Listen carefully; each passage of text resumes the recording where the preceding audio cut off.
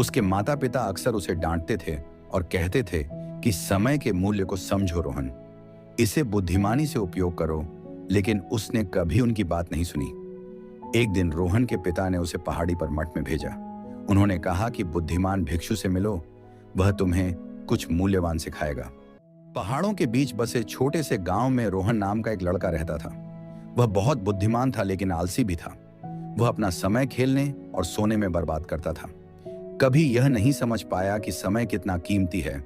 उसके माता पिता अक्सर उसे डांटते थे और कहते थे कि समय के मूल्य को समझो रोहन, इसे बुद्धिमानी से उपयोग करो, लेकिन उसने कभी उनकी बात नहीं सुनी।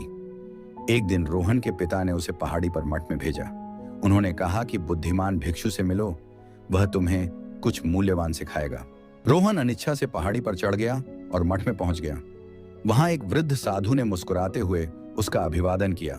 उन्होंने पूछा, तुम यहां क्यों आए हो बालक? रोहन ने उत्तर दिया, मेरे पिताजी ने मुझे भेजा है। वह कहते हैं मैं समय बर्बाद करता हूं, पर मुझे समझ नहीं आता, इससे क्या फर्क पड़ता है? साधु मुस्कुराए और कहा, कुछ दिन मेरे पास रहो, फिर तुम्हें उत्तर मिल जाएगा।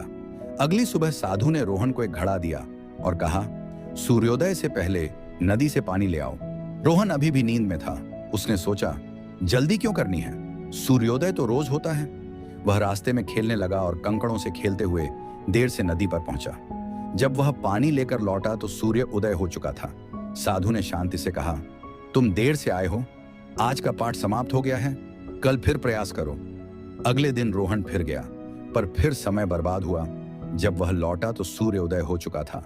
साधु ने अपना सिर हिलाया। यह पूरे एक सप्ताह तक चलता रहा, पर रोहन कभी भी समय पर नदी पर नहीं पहुंच सका।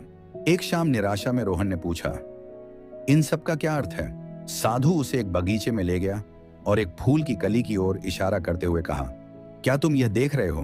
हाँ, रोहन ने कहा। कल सूर्योदय के समय इसे ध्यान से देखना, साधु ने कहा। जिज्ञासु रोहन अगले दिन सुबह जल्दी उठा और बैठ गया।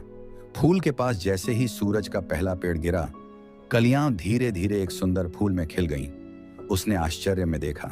भिक्षु उसके पास बैठ गया और कहा, यह फूल केवल तभी खिलता है जब सूरज उगता है।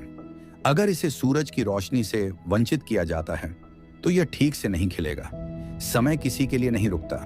बालक रोहन को आखिरकार एहसास हुआ कि वह अपना जीवन बर्बाद कर रहा था, जैसे वह हर दिन नदी पर जाने के लिए तैयार हो रहा था। हर पल जो बीत रहा था वह उस फूल की तरह था जिसे खिलने का मौका नहीं मिला। उस दिन के बाद रोहन बदल गया। उसने जल्दी उठना शुरू कर दिया, अपने कार्यों को समय पर पूरा किया और हर घंटे का सही उपयोग किया। जब वह घर लौटा तो उसके पिता ने उसे मुस्कुराते हुए देखा। वह जान गया कि भिक्षु की शिक्षा ने अपना काम किया था।